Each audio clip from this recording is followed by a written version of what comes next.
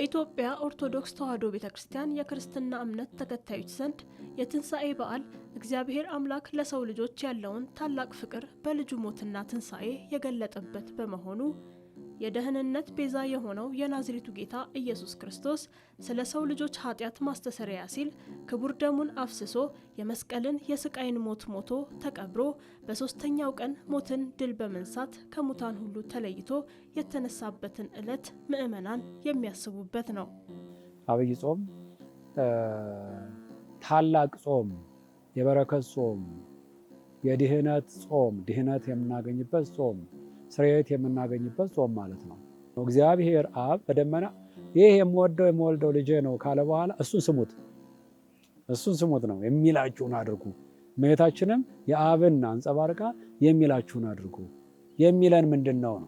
መጾም፣ መጸለይ፣ መስገድ፣ መመጽወት፣ እነዚህ ሁሉ እግዚአብሔር አምላክ እግዚአብሔር ወልድ ኢየሱስ ክርስቶስ ያስተማረን ነው።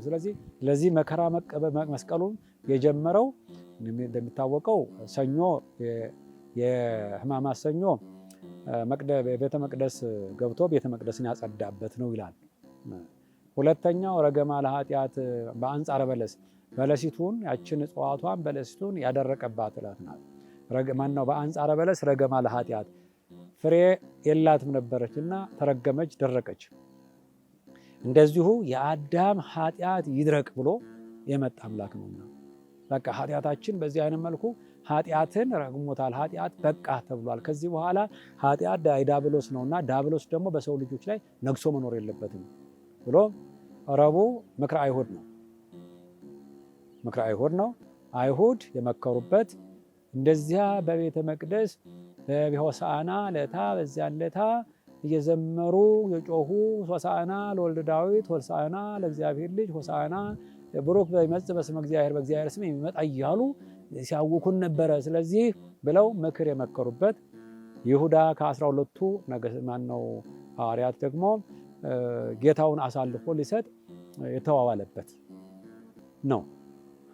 ሐሙስ ጌታችን መድኃኒታችን ኢየሱስ ክርስቶስ በጌተሰማኒ የጸለየበት ከባዱን የመከራ ጽዋ ልቀበል ነው፣ ጌታ ሆይ ይህች ጽዋ ከኔ ትለፍ፣ ግን ለዚህ መጥቻለሁ። እንደ ሰውነቱ ተጨንቋል። ሰው ስጋ ስለለበሰ እንደ አምላክነቱ ደግሞ የአምላክም የአዳም መዳን ያጓጓዋል። አምላክ ነው፣ እንዲድንለት ይፈልጋል። እሱን ማዳን የሚችለው ማንም በዚህ ምድር ላይ ፍጡራን ከመላእክትም ከምድርም ሰዎች አዳምን ሊያድኑ አይችሉም። ምክንያቱም የእግዚአብሔር ቸርነት የእሱ አምላክነት ነው የሚያስፈልገው። ስለዚህ በጸሎተ ሐሙስ የመጨረሻውን የትህትና ስራ የሰራበት ነው። የመጨረሻውን ዝቅ ያለበት እውነት አምላክ ከሰማይ ወርዶ ሰው መሆን ስጋ መልበስ በጣም ዝቅታ ነው። ቆሻሻውን፣ ደካማውን፣ የሚሞተውን ሰውነት መልበስ በጣም ዝቅታ ነው። የወደቀውን እኮ ነው የወደቀውን የጎሰቆለውን ኃጢአት ላይ የተዳደፈውን የቆሸሸውን የሰውን ስጋ መልበስ ለመቆሸሽ በቃ የወደቀውን ሊያነሳ እሱ ወደ መሬት ዝቅ አለ። ነገር ግን እሱ የደቀ መዛሙርቱን እግር አጠበ፣ ዝቅ አደረገ። አይሆንም፣ ልታጥበና አይገባም መምህር አሉት። አይሆንም አለ ቅዱስ ጴጥሮስ። አይ ይሄ ሊሆን ግድ ነው አለና ዝቅ ብሎ ጫማቸውን እርጋቸውን አጠበ። እንደዚሁ አድርጉ፣ አሁንም እንደዚሁ አድርጉ ነው የሚለው። እንደዚሁ አድርጉ እያለ ነው የሚያልፈው። እኔ እንዳደረግኩላቸው እኔ የማደርገውን ዛሬ አታውቀውም፣ ነገ ግን ትረዳዋለህ ነበር ያለው። የመጀመሪያው ይሄ ነው። ራሱን ዝቅ አድርጎ ውሃ አምጥቶ እግራቸውን አጠበ። ኃጢአታችሁ እንዲህ እየታጠበ ነው እያለ ነው።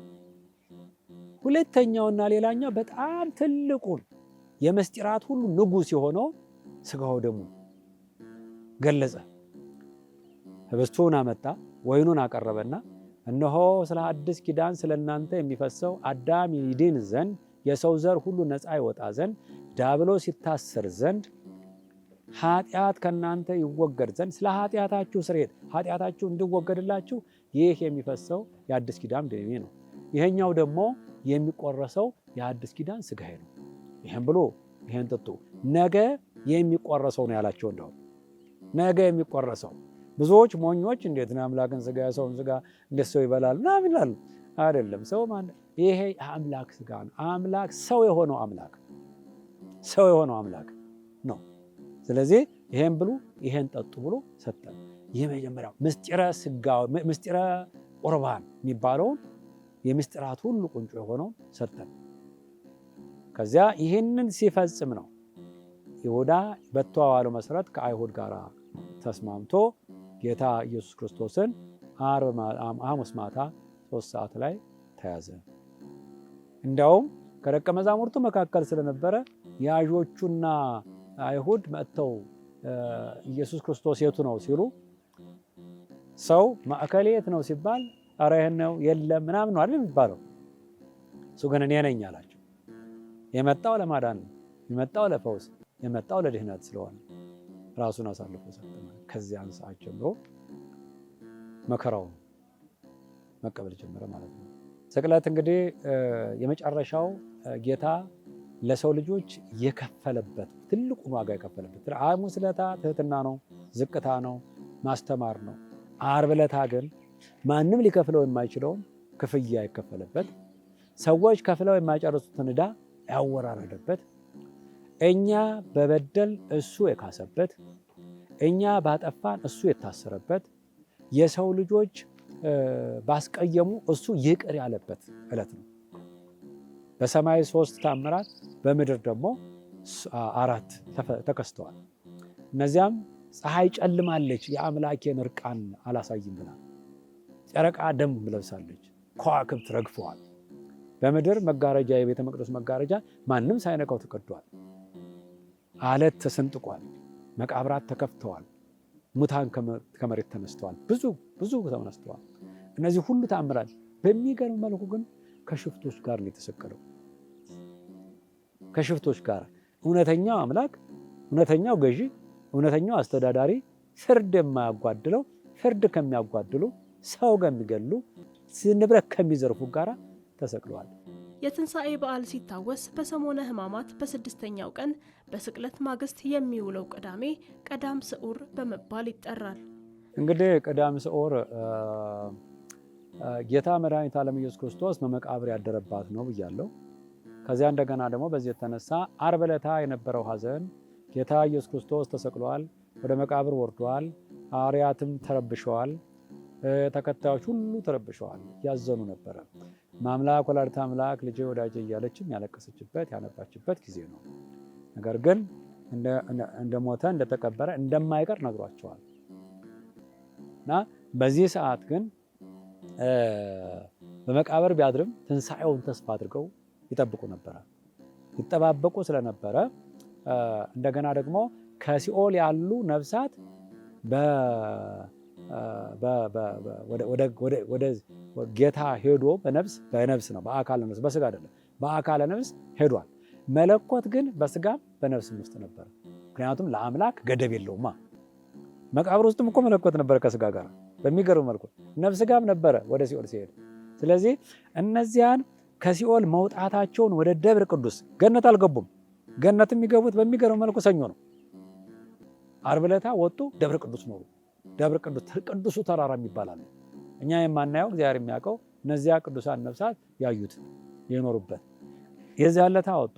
ይሄንን ደግሞ መላእክት ከላይ ይናገራሉ፣ ያበስራሉ። ሰዎችም በትንቢት ያውቁታል። እና ያን በማሰብ ቅዳሜ ስዑር ይጾማል። በመጾሙ ነው የሚሻረው። ሁለተኛ ጌታ በመቃብር አድሮባታል፣ ስዑር ትባላለች። ሶስተኛውና ሌላኛው በቤተ ክርስቲያን ኪዳን ይደረሳል። የራሱ ጸሎት አለው። እነዚያ ጸሎት ተደርሶ መጨረሻ ላይ ቄጠማ ይዞራል። ካህናቱ በየአድባራቱ በቤተ ክርስቲያን ይወስዳሉ።